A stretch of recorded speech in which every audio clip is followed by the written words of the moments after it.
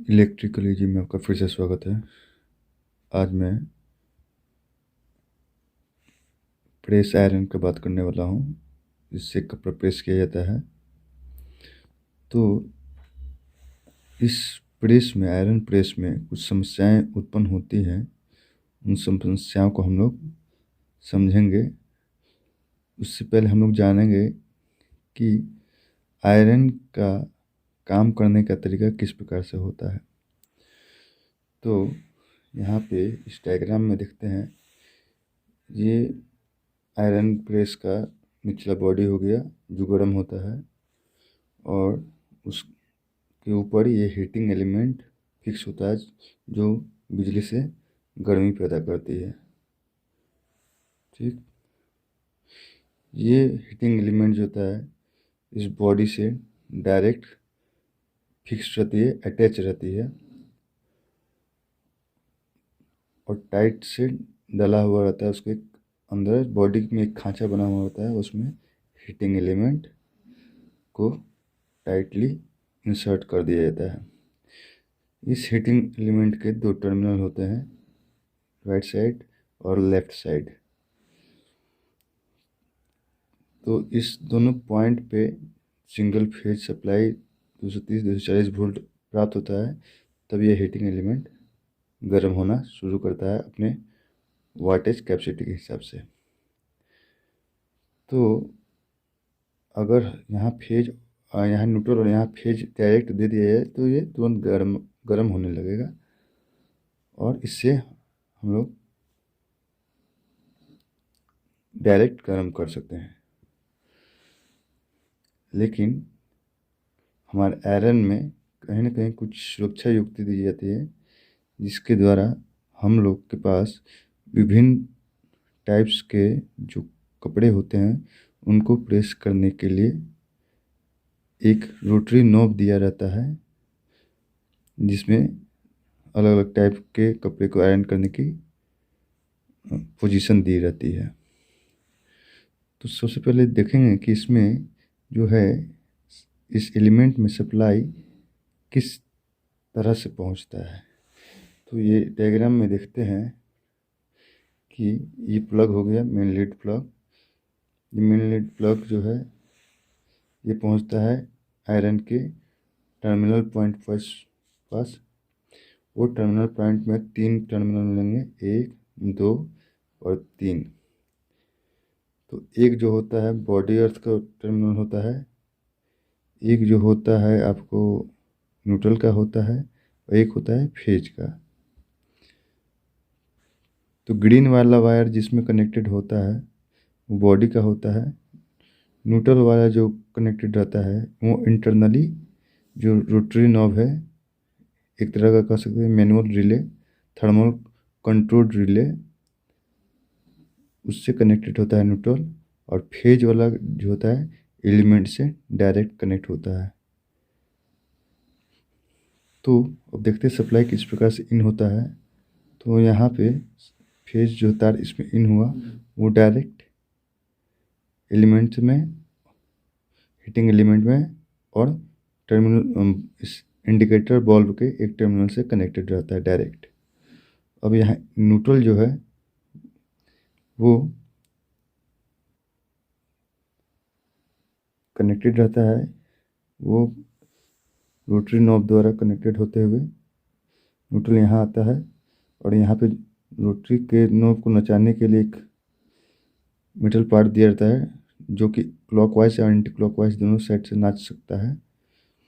और उसके हिसाब से ये कहीं ना कहीं ये नॉब जो है नीचे के थर्मल पत्ती को जो कंटेक्ट आगे बनाता है उसको पुश करता है, और पुश करने के बाद ये कंटेक्ट सट जाता है नीचे वाले कंटेक्ट पॉइंट से, और उधर से न्यूट्रल होते हुए इस पॉइंट तक आता है, और यहाँ पर इस इंडिकेटर को और हीटिंग एलिमेंट को टोटली कंप्लीट सर्किट प्राप्त हो जाता है। तो इस तरह से आयरन प्रेस को सप्लाई प्राप्त होता है। और ये नोब जो है रोटरी नोब, उसके प्रेस करने की पोजीशन जो होता है वो बताता है कि करंट इसके अंदर से कितनी देर तक गुजरेगी। ठीक है, करंट इस पॉइंट से कितनी देर तक गुजरेगी वो इस नोब के प्रेशर द्वारा डिपेंड करता है। यहाँ पे करंट चूँकि यहाँ तक आ रहा है, क्योंकि मेटल पार्ट यहाँ तक है, इसके जस्ट नीचे एक कप टाइप का लगा हुआ रहता है जो कि एक इंसुलेटेड मटेरियल होता है, और वो क्या करता है इस बॉडी से ये कंडक्टिव पार्ट को सेपरेट कर देता है। ठीक है, तो इस प्रकार से इस आयरन प्रेस का कनेक्शन होता है। अब समझेंगे प्रॉब्लम क्या क्या आता है। आयरन का गर्म ना होना तथा इंडिकेटर का ना जलना। अब देखिए, तो इसके लिए कौन कौन सा प्रॉब्लम जिम्मेदार हो सकता है। तो पहले तो हम लोग क्या करेंगे, इसके पीछे के साइड का हम लोग कवर खोल के ये लीड टर्मिनल जहाँ जहाँ कनेक्टेड है, कनेक्टिंग टर्मिनल में, वहाँ पे हम लोग क्या करेंगे, मल्टीमीटर के द्वारा हम लोग यहाँ पे वोल्टेज चेक करेंगे, एसी वोल्टेज आ रहा है या नहीं आ रहा है। ठीक है, अगर यहाँ पे सप्लाई 240 वोल्ट नहीं आ रहा है सिंगल फेज, तो इसका अर्थ है कि मेन लीड ख़राब हो गया है, तो उसको चेंज कर देंगे। अदरवाइज़ अगर यहाँ पे सप्लाई अगर आ रहा है, तो चूँकि फेज वाला सप्लाई तो डायरेक्ट बल्ब को जाता है और हीटिंग एलिमेंट के एक टर्मिनल को जाता है, तो कहीं ना कहीं न्यूट्रल वाला पॉइंट जो है वो कहीं ना कहीं दिक्कत कर रहा होगा। तो वहाँ कहाँ पे दिक्कत करेगा, तो न्यूट्रल वाला पॉइंट अगर यहाँ पे सप्लाई हम लोग चेक कर लिए, तो हम लोग क्या करेंगे, इसको खोल कर अंदर में जो rotary manual type thermal relay जो होता है, उसमें हम लोग चेक करेंगे कि इसका कंटेक्ट यहाँ पे किसी कारण से ऐसा तो नहीं है कि शट नहीं पा रहा हो, तो उसको चेक करेंगे। अगर इसमें खराबी होगा तो इसको चेंज कर देंगे, और मोस्टली चांस है कि यहाँ पे प्रॉब्लम ना मिलने के बाद यहीं पे खराबी मिलेगा इस पॉइंट में, क्योंकि इसके बाद कम्प्लीटली यहाँ तक सप्लाई न्यूट्रल कनेक्ट हो जाता है। तो यहाँ पे कहीं ना कहीं कुछ कभी कभी रेजिस्टेंस हाई हो जाता है, उसके कारण से भी बताता है कि रेजिस्टेंस या गंदगी बहुत ज़्यादा हो जाता है तो करंट डालने में दिक्कत होता है, या हाई रेजिस्टेंस डेवलप हो जाता है, उस कारण से भी होता है। तो हम लोग को चेक क्या करना है इस कंडीशन में, आयरन का गर्म ना होना तथा इंडिकेटर ना जलना। तो हम लोग को मेन लीड चेक कर लेना है, और उसके बाद हम लोग को इस रोटरी थर्मल रिले को हम लोग को चेक कर लेना है। ठीक है, अब दूसरा होता है आयरन का गर्म ना होना लेकिन इंडिकेटर का जलना। तो इस कंडीशन में क्या होता है कि हमारा सप्लाई जो है यहाँ एलिमेंट के एक टर्मिनल तक, ठीक है, पहुँचता है, और दूसरे टर्मिनल तक न्यूट्रल भी पहुँचता है, क्योंकि इस दोनों को मिलने पे ही ये इंडिकेटर जलेगा। फेज डायरेक्ट और न्यूट्रल प्रीसेट के माध्यम से होते हुए ही मिलेगा, तभी तो इंडिकेटर जल रहा है। तो यहाँ तक सप्लाई ओके है। तो प्रॉब्लम कहाँ है, तो हीटिंग एलिमेंट में प्रॉब्लम हो सकता है। हीटिंग एलिमेंट जो है कहीं ना कहीं इंटरनली ओपन सर्किट हो गया है, या किसी कारण से वो सर्किट अंदर का ख़राब हो गया है। तो उस कंडीशन में हमको हीटिंग एलिमेंट को हटा देना होगा और नया रिप्लेस करना होगा। तीसरा आता है आयरन बॉडी में टेस्टर का सप्लाई बताना। मतलब कहने का अर्थ यह है कि जब हम टेस्टर से इसके बॉडी में टच कराते हैं, तो कहीं ना कहीं ये इसमें टेस्टर जलता है, लेकिन झटका नहीं देता है। टेस्टर जलता है लेकिन झटका नहीं देता है। तो उसमें क्या है, उस कंडीशन में कहीं ना कहीं जो है हीटिंग एलिमेंट का जो है इंटरनल रेजिस्टेंस है, जो इंसुलेशन का रेजिस्टेंस है, वो वीक पड़ गया है, जिसके कारण लीकेज करंट बॉडी में आ रहा है। तो उस कंडीशन में केवल हीटिंग एलिमेंट में प्रॉब्लम होगा, जिससे लीकेज करंट आएगा। उस कंडीशन में हीटिंग एलिमेंट गर्म भी करेगा और हल्का करंट को बाहर बॉडी में पास भी करेगा।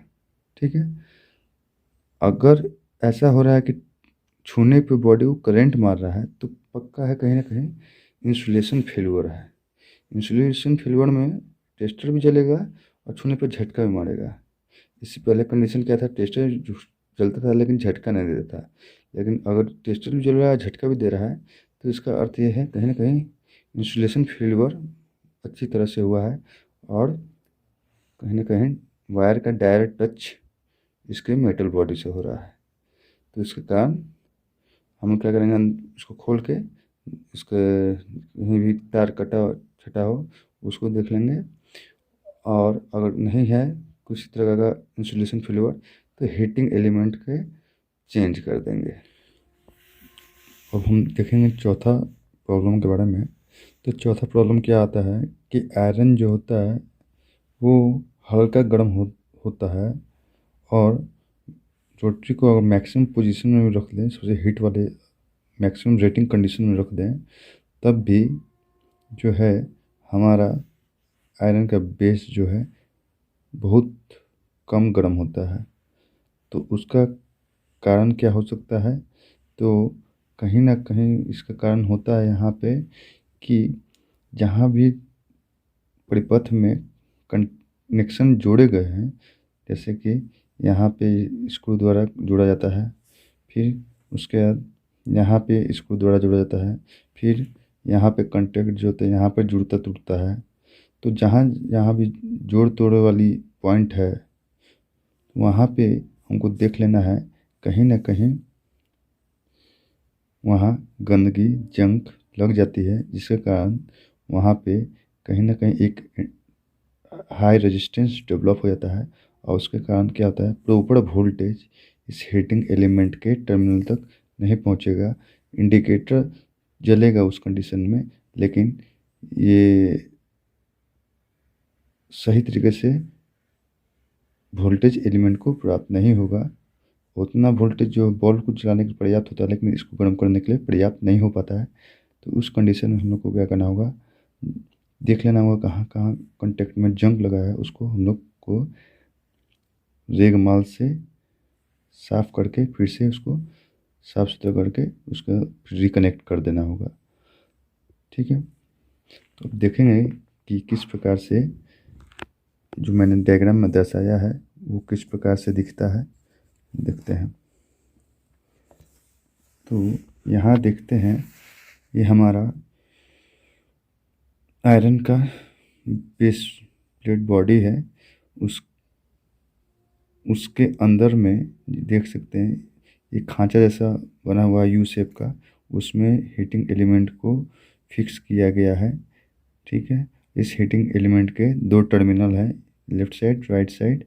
ठीक है, तो इस डायग्राम के हिसाब से देखते हैं यहाँ पे क्या करते हैं हम लोग, जो फेज वाला तार आता है इस टर्मिनल से होते हुए स्ट्रिप टाइप के कनेक्टर से होते हुए, स्ट्रिप टाइप पत्ती टाइप का होता है जो बाहर टर्मिनल बॉक्स तक पहुंचा होता है, वो आके कहीं ना कहीं इससे जुड़ा रहता है फेज वाला तार, और फेज वाला तार इससे जुड़ा होता है और एलईडी बल्ब से भी जुड़ा होता है।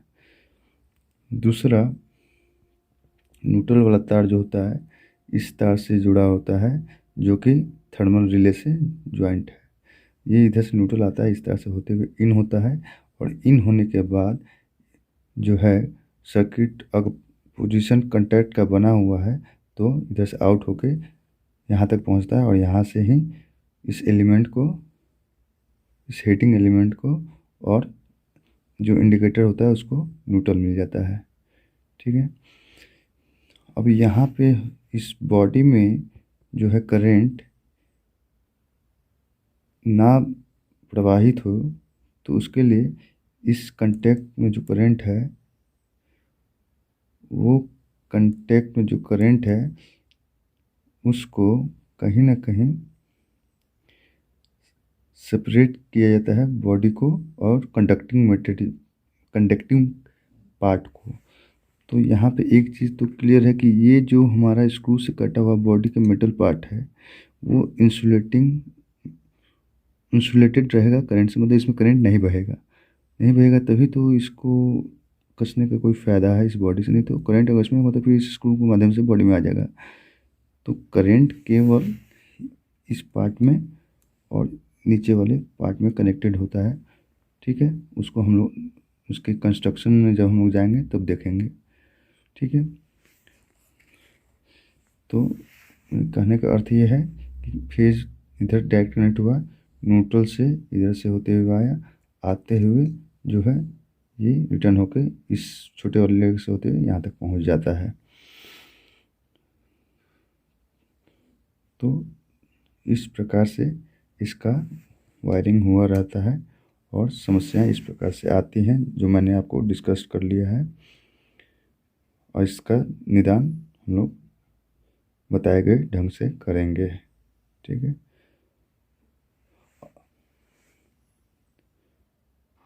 तो आप लोग को समझ में आ गया होगा कि आयरन प्रेस का इंटरनल कनेक्शन जो होता है किस प्रकार से होता है और किस प्रकार से उसको सप्लाई मिलता है। आप लोगों को समझ में आ गया होगा। आप लोगों का वीडियो देखने के लिए बहुत बहुत धन्यवाद।